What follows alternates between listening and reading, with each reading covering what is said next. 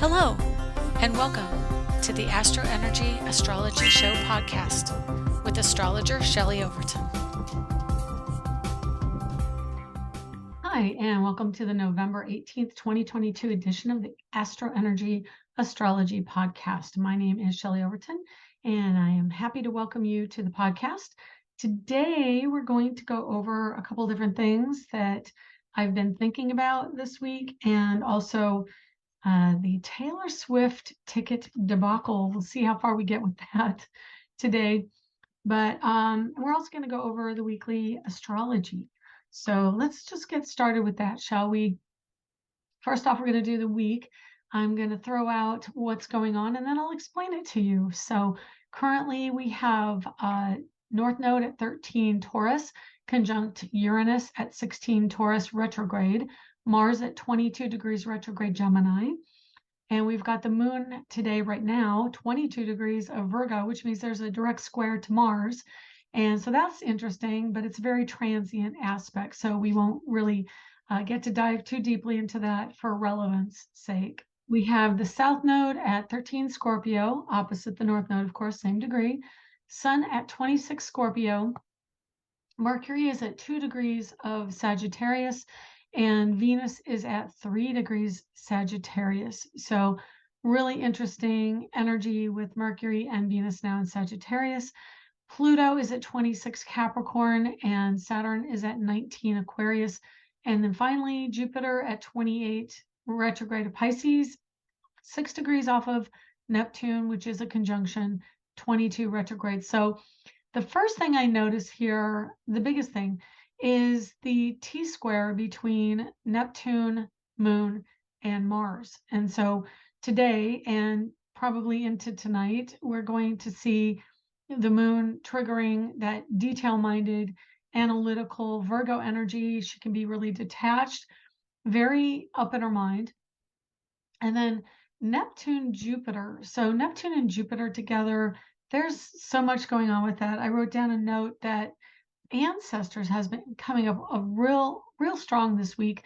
I don't know if you noticed that or been getting that message, but I've been noticing the energy of ancestors, which isn't like ancestry. It's, I mean, like, genealogy and the study of all that.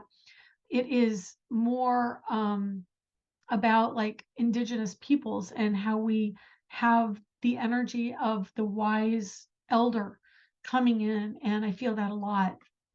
It's been kind of popping up in readings and things that I've been doing lately. And so I wanted to touch on that because ancestors are under Pisces. Pisces are genealogy and the past, the tradition, the wise energy. And so with this Jupiter-Neptune conjunction in Pisces, definitely the ancestors are coming in energetically, trying to make us aware that we need to go deeper. And definitely with the Scorpio energy, Sun at 26 and South Node at 13, that energy is trine, which is 120 degrees apart. And so we're really digging in deep with the idea of things that are below the surface, much more intuitive, much more in the ethers and in dream state. That's definitely the Neptune energy coming in. So if you're having deeper dreams or profound dreams, or maybe even erratic, eccentric dreams. I had a dream this morning when my son was 5 years old, and I thought that was really interesting that I wanted to hug him, and he was like 5 in my dream. So I woke up and realized that, I don't know, I never hear people talk about this, but do you ever miss your kids at a certain age? My son was really sweet and adorable and very intelligent and very chatty. He comes by it honestly. But at that age, it was just so full of wonder and innocence. And I do miss him at age 5. It was really a sweet dream, and I'm very grateful to have had it. But anyway, yeah, and the energy that we're seeing here, late degree Scorpio, is going to be things that are hidden, but also things that may be not forthright, so to speak. So if it's hidden, there could be a hidden agenda that isn't particularly to your benefit. So pay attention to that, be a little aware of that. And another thing that I noticed about this chart too is that Sun is at 26 degrees of Scorpio, 27 minutes, and Pluto, the ruling planet of Scorpio, is at 26 degrees and 31 minutes. So they are very, very close. Of course, they will be exactly sextile today, and today's Friday. So that happens at 4:38, which is literally 12 minutes from when I'm recording this.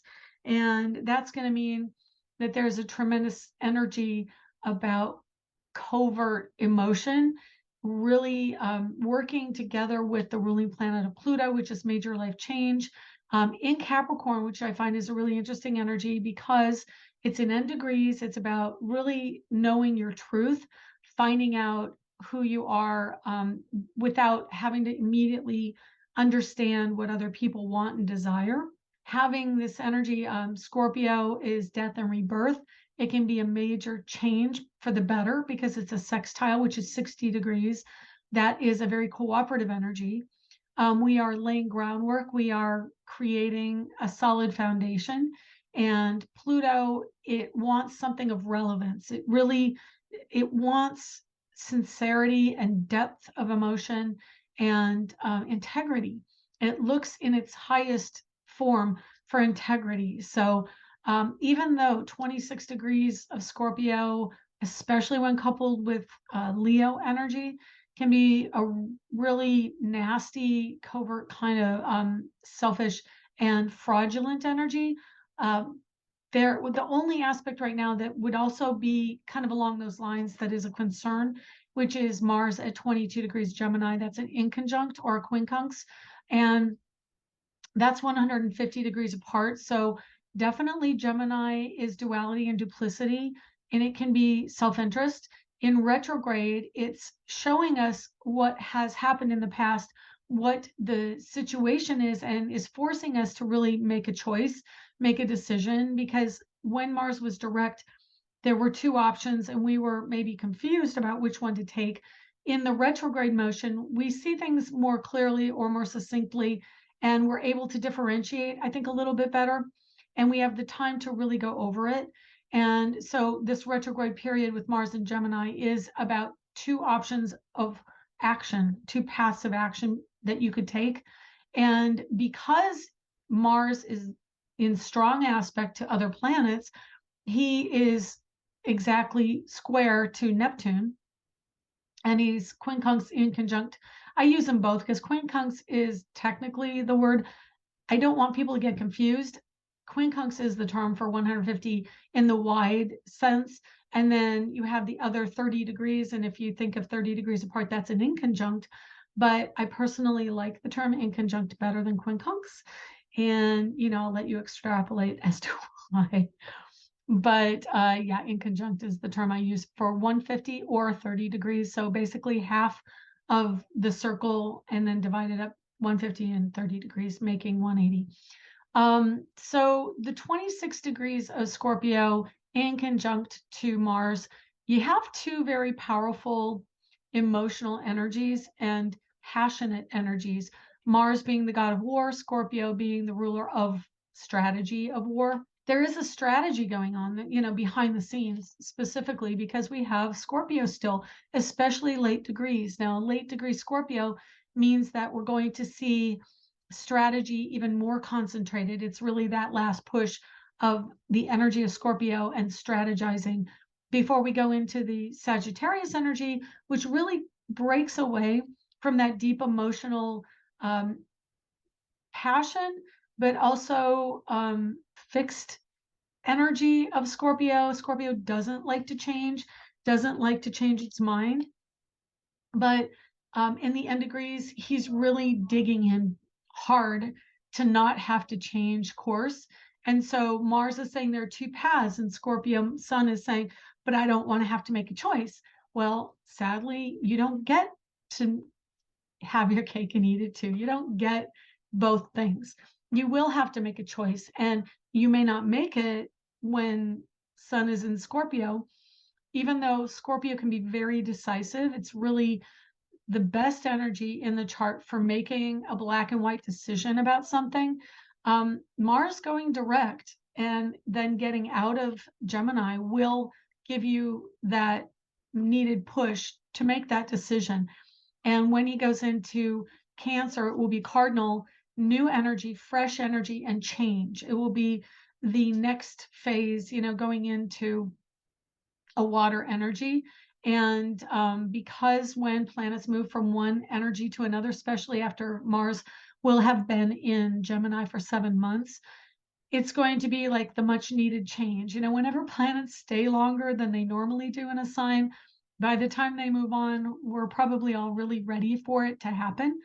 And, it doesn't matter if it is in your own sign or if it's your natal position, it can get tedious hanging out in an energy for that long.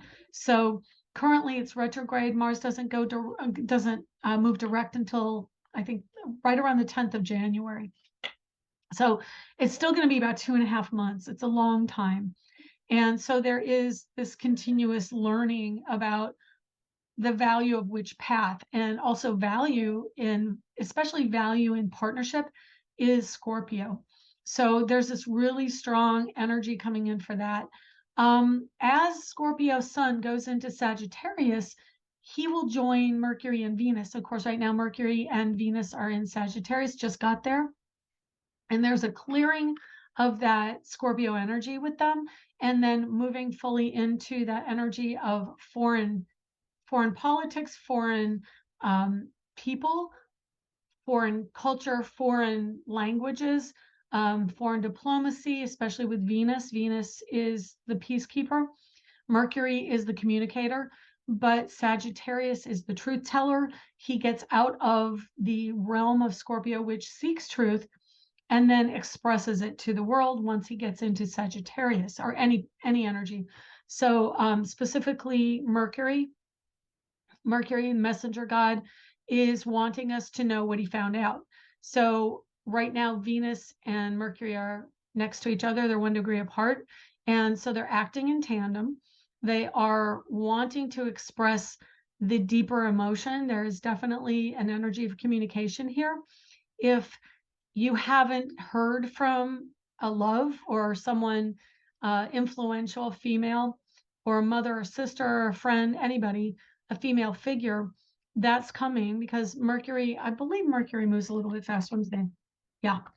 A little bit faster than Venus does. The two of them will join up together on Monday at 5:55 p.m. That's Eastern, 2:55 p.m. Pacific. And why I chuckle at that is because 5 is the number of change. 555 is like an angelic message that change is happening. And Mercury, again, telling the truth from coming out of Scorpio, and then Mercury as well. And they finally join up and meet the heart together on Monday. And there is a significant amount of energy going into the change that will come out of that. Yeah, the thing that flashed through my mind is the Ticketmaster debacle with Taylor Swift tickets. We'll get to that in a second. I want to go back over some of what's coming up in the week. Before we actually get to that, we'll finish off the podcast with that. Let's see what else. Oh, I'm not going to necessarily go down all the aspects. Tomorrow, though, I will pick them out here for you. Tomorrow we have Mars directly squaring Neptune. And like I said, today there is an opposition of Neptune, Jupiter to the moon. So there is this pragmatism around security, around home. Again, just to flesh it out for you, moon is home and family and mother. It is security and nurturing. And in its purest form, it rules Cancer. But in Virgo's ruled by Mercury, and Mercury kind of can withhold some emotional energy because it's very androgynous between left and right side of the brain, masculine, feminine. It goes down the middle. There is a nurturing aspect and a service aspect to Virgo, which is more of a receptive energy. And then there's an analytical, mental side to Mercury and Virgo. And I hesitate to label that masculine, but I think men do tend to be more up in their heads and more analytical. And, they're more assertive as a general rule, as an energy. A masculine energy tends to be more assertive and mental. And women are more feminine, intuitive, receptive. But, if I have a lot of Virgo in my chart and I'm kind of split down the middle. I have both analytical and emotional receptive. So I did a test in college one time that tried to decide which side of the brain you use more. And I was one of the few in class who actually used both sides equally, left and right, creative and analytical. And pretty rare generally, but that's kind of the nature of my chart.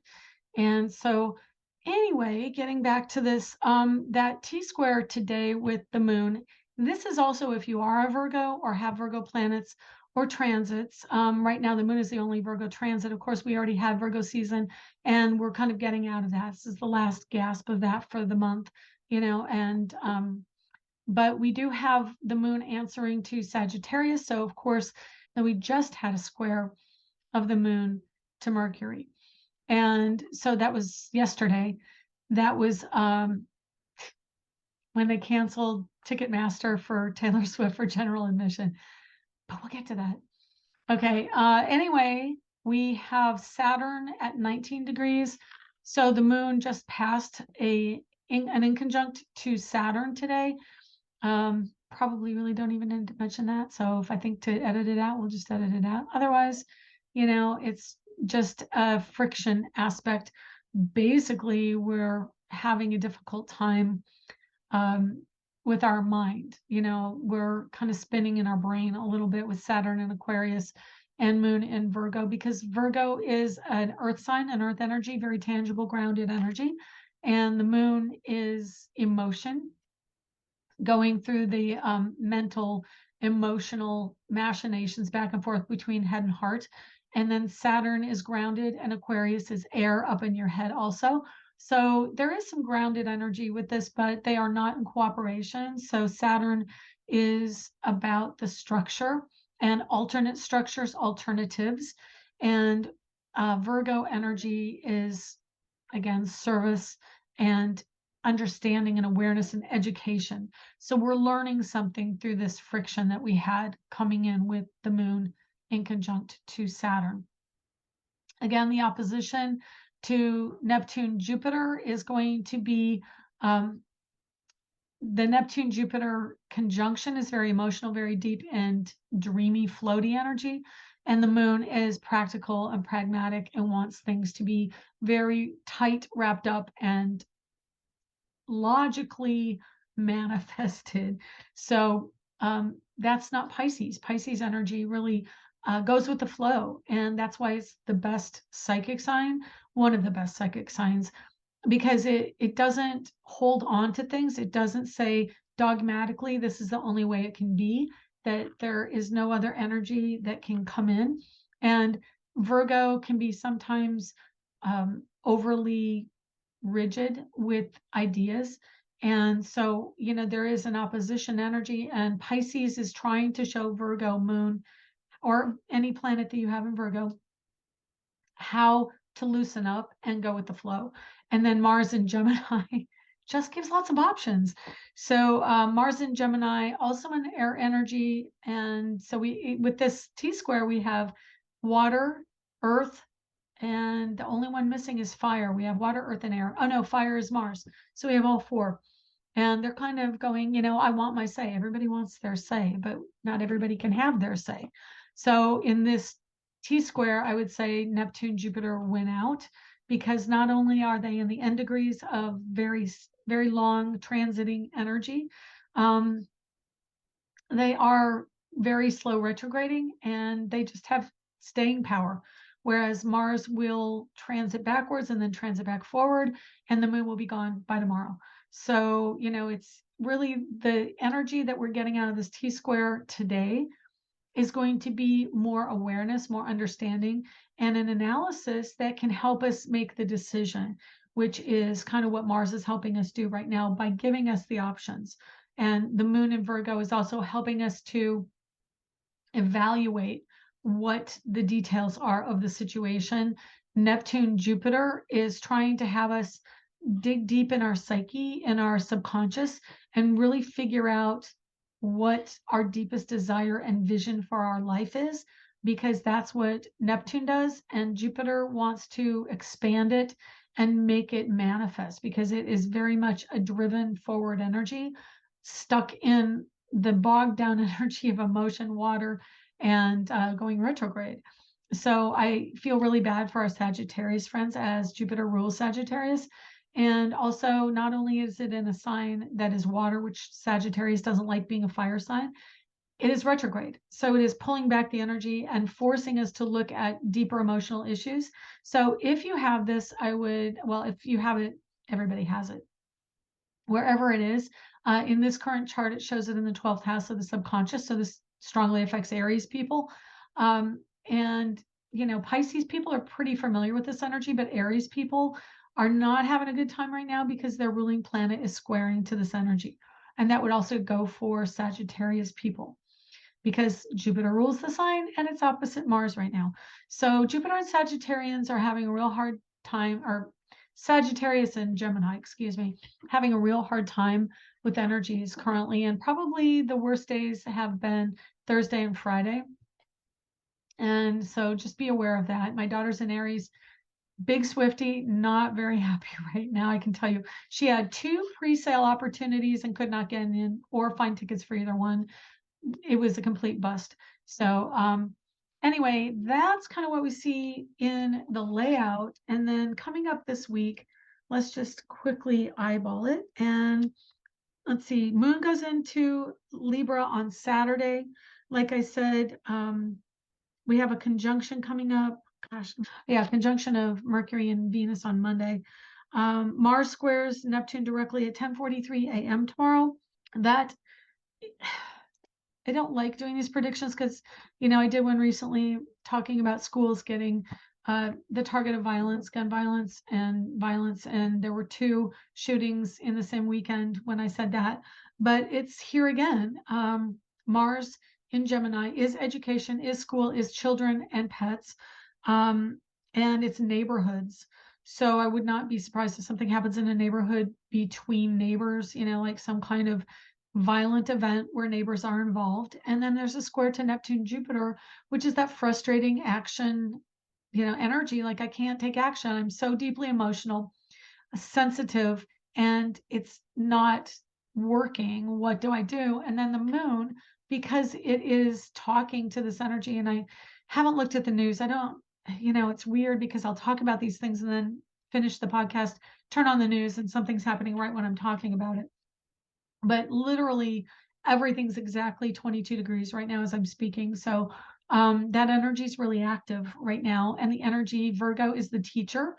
Moon is the authority figure, feminine, mother, and the matriarch. And Gemini is children. Mars is boys and action and assertion and aggression.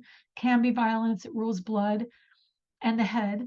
And then Neptune, Pisces, and Jupiter. Jupiter is athleticism. Neptune is water, oceans. Trying to think of how it would relate. Just deep emotion, sentimentality, frustration with the retrograde energy. All this is playing also out in your particular chart. Everyone has this in their chart somewhere. All right, so we're going to move on to Sunday with the Sun and Jupiter in trine. Sun is ego. It will be in Scorpio last degrees, Jupiter in Pisces. This is a trine energy, as I've said. It's just going to be deep emotionalism, sentimentality, looking at endings and transformation with the planets involved.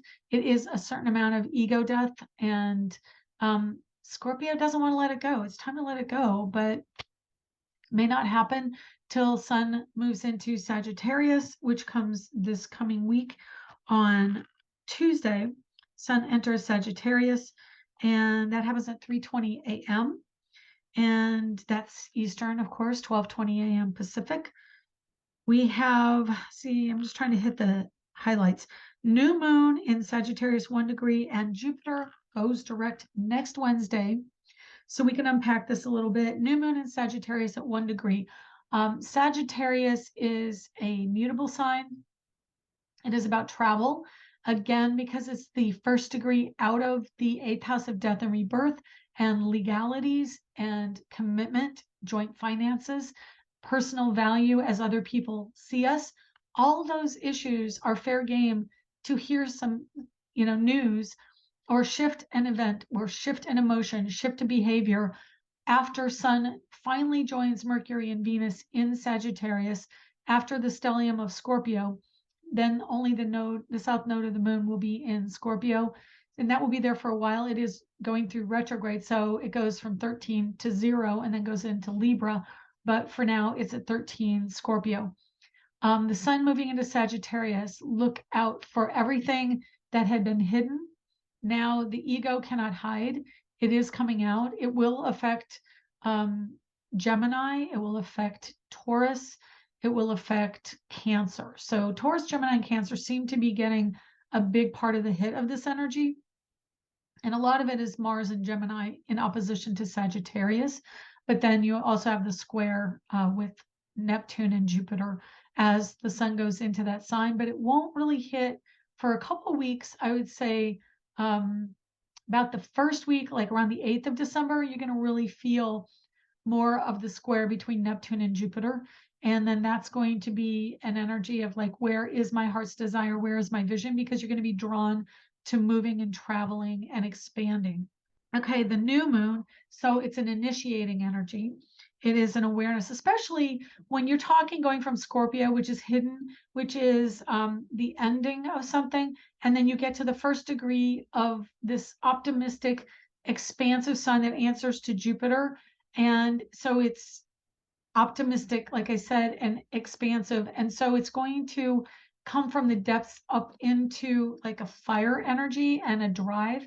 And the sun is really going to light our ego on fire and say, I need to do something. So look for that energy to come in. I would say we're going to be feeling it by Saturday, Sunday easily. If you're tuned into this energy, we're going to start to really feel the drive of that Jupiter direct coming in. And so Jupiter direct, again, ruling Sagittarius, when he goes direct, he's going to say, I'm done with the sentimentality. I've revisited the old story, the old emotions.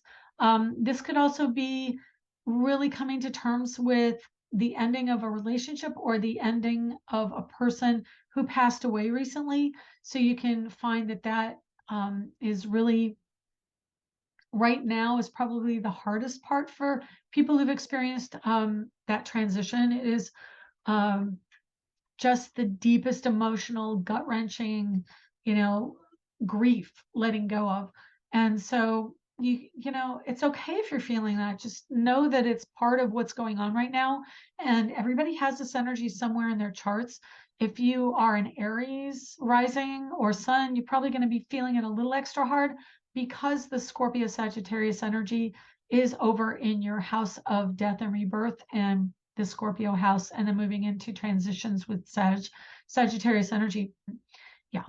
Okay, so Jupiter direct. I am very excited for that because Jupiter finally goes forward. We can start to make headway. We can finally say goodbye to old storylines and look forward to when the energy goes into Aries in December, which is around the 21st.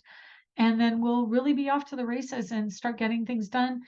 Just a side note, coming into 2023, Aries energy in March, Pisces energy. We're going to have Saturn move into Pisces that month.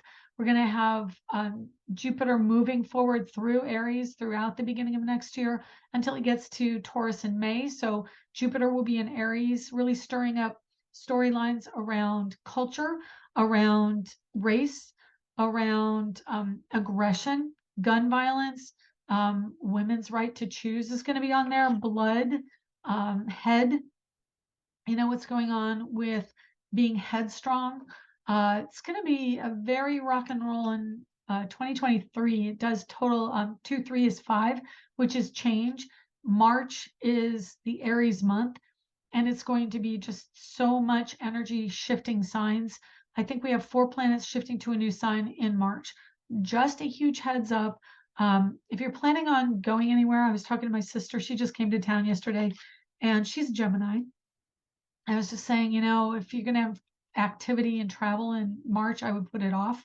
I would not plan or anticipate that anything in March is going to be coming through and to fruition as anticipated. So, okay. that being said, all that being said, we're going to move on to the Taylor Swift debacle. Oh, I take it back. I know. I psyched you out. 2 notes that I had here.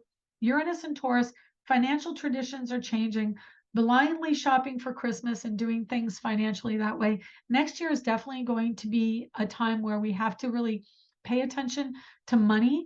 Everybody's predicting doom and gloom. I don't think it's as much doom and gloom as we are now moving into a technological era with money, and Pluto joint finances going into Aquarius, which is a detachment from like rootedness and the groundedness of the Capricorn energy. So we're going to be moving into air. We're going to be moving into ideas.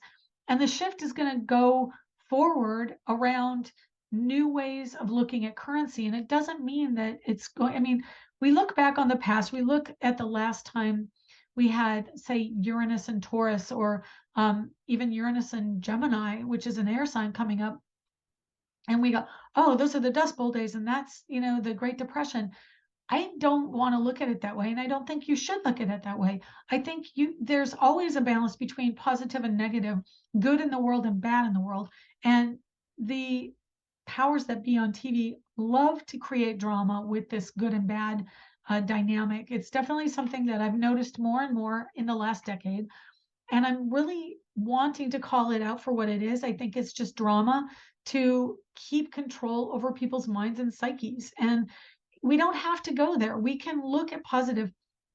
I can tell you, even in the Great Depression, there were people making money. There were people in the world it did not even affect. Of course, they may have been in like Australia, but you don't have to live out a storyline that everyone in the public does. I mean, it could be your own personal story, and you might actually have it positively affecting your chart. So I just want to give that to you. Please don't get all afraid of what could happen next year in 2023. I look at it very optimistically. I think we are coming into the age of enlightenment. I think we are going to be much more aware of things that can positively affect us, and we will get tired of hearing the constant barrage of negative news stories. So I'm just saying, there's a lot that can positively change in 2023. And I really hope that you look at the positive side of everything as much as you can and ride the wave of that next year. Okay, so let's see. Last thing, Pluto and Aquarius, politics are not going to be reliant on mudslinging ads, and character will matter. And that goes for 2024. And we have the next 2024. I guess I shifted a little bit. There we go. 2024, when we have the next election. So I'm a little askew, but let me see if I can fix it at all. Okay, there you go. Oh, well, whatever.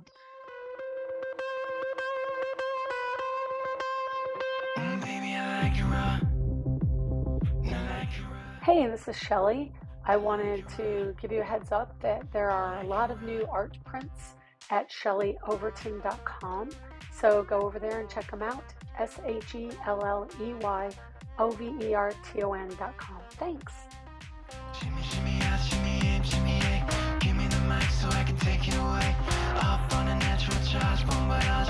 Yeah, from the home of the Dodger Brooklyn squad. Wu-Tang killer bees on the swarm. Rain on your dollar ass disco dome. You didn't even touch my skill.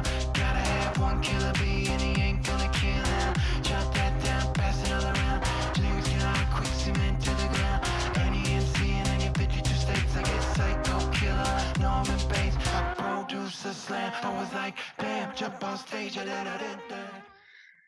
Yeah, so let's look on the pre-sale chart. So you may not know anything about this, but my daughter is a Swiftie. I've mentioned it many times here, but Taylor Swift, of course, is like one of the biggest, if not the biggest, recording artist of our time.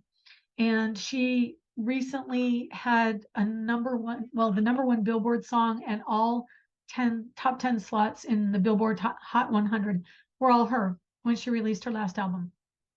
And so, of course, she has a tremendous amount of adulation by her fans, and they are all fanatical to see her in concert.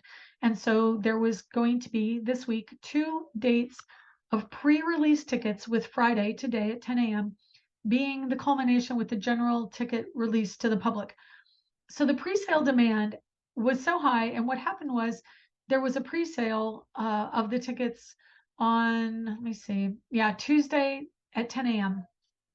Eastern. And then I believe it was Thursday, which was yesterday, there was supposed to be a Capital One specialty pre-sale for card holders, which my daughter tried to get in on both of those. And she had a code for the first one, could not get in. She wanted to buy 2 tickets, and they make you tell how many tickets at the beginning of the sale. And she couldn't get the tickets at all. So she was disappointed, but she's like, okay, I've got my money in my Capital One account. I'll use my Capital One card. And that time came and she couldn't get in and get tickets for that one either. So the interest was so hot. And I will say the only competition Ticketmaster has right now is StubHub, which is a secondary market for people who have already bought their tickets from Ticketmaster. And for over 30 years, I have been adamantly against this company since I was buying concert tickets hot and heavy in my early 20s. And the fees for them were exorbitant then. I think they're coming up on $100 a ticket now. It's ridiculous, absolutely ridiculous. And so I have wanted the demise of Ticketmaster as a monopoly company, which has been that way for at least 2 decades, if not longer. And nobody has said anything. So I am very excited to see this energy coming in. And with one of the biggest stars out there, I'm really, really, really hoping that she does something to positively promote a breakup of this monopoly. But I was waiting for her to say something, and she did today earlier.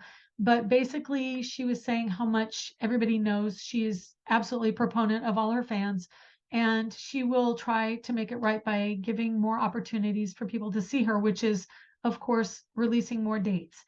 But then everybody has to go through Ticketmaster to do that. So it's just this huge, massive problem. Before it even happened, it's a massive problem for third world or first world countries and probably overly indulged Americans. I find it really interesting from an astrological standpoint because I've looked in Taylor Swift's chart for many, many times, and she releases her albums. Usually I look at what the charts are, and I think she has an astrologer help her choose when to release her albums every time.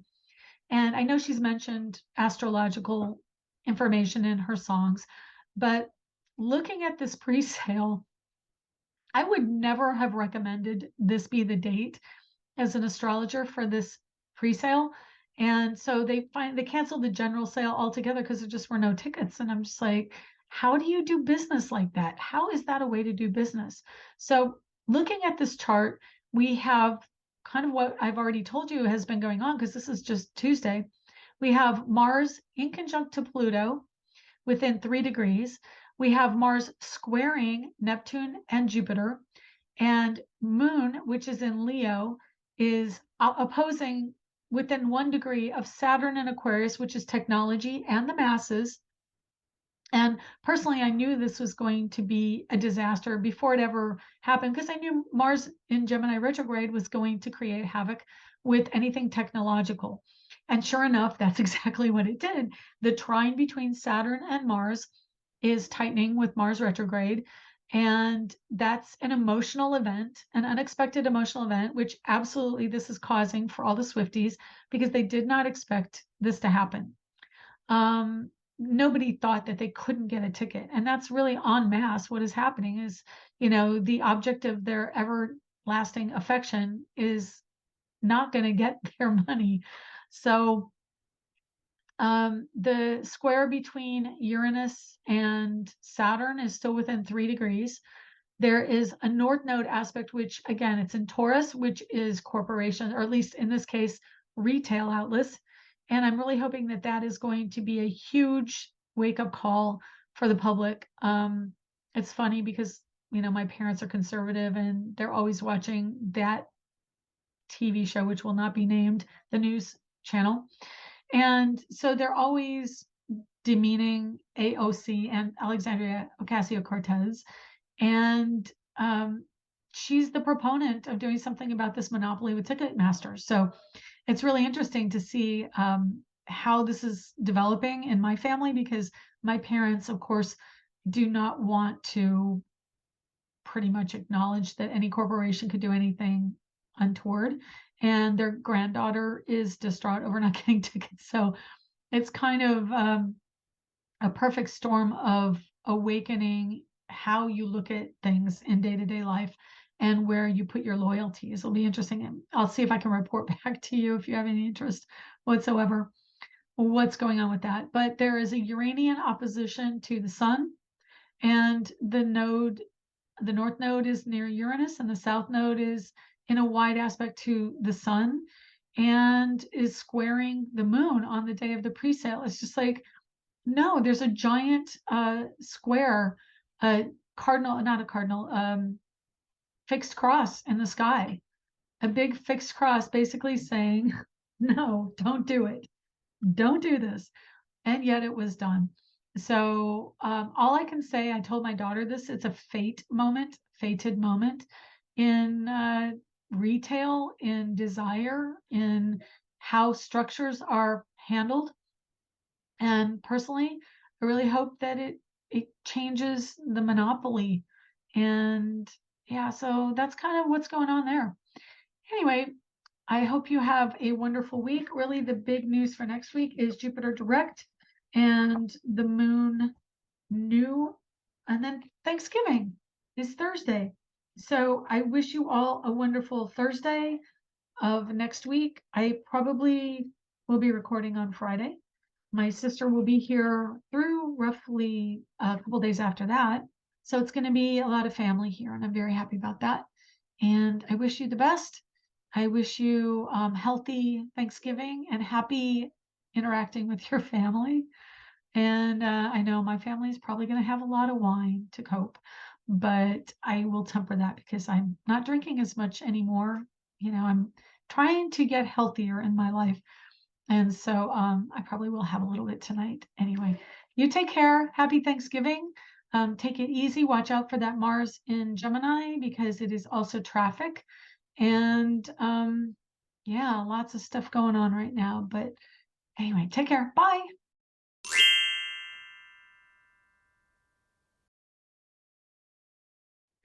I might have to cut this all out. To purchase my ebook, Learn Astrology, you can find it at angeliczodiac.com. Hi, this is Shelley. Thank you for joining us this week. To contact me for a private reading, go to angeliczodiac.com under the Readings tab. Background music was provided by Kevin MacLeod at incompetech.com. Be sure to check back next week and subscribe through iTunes at AstroEnergy Astrology Show.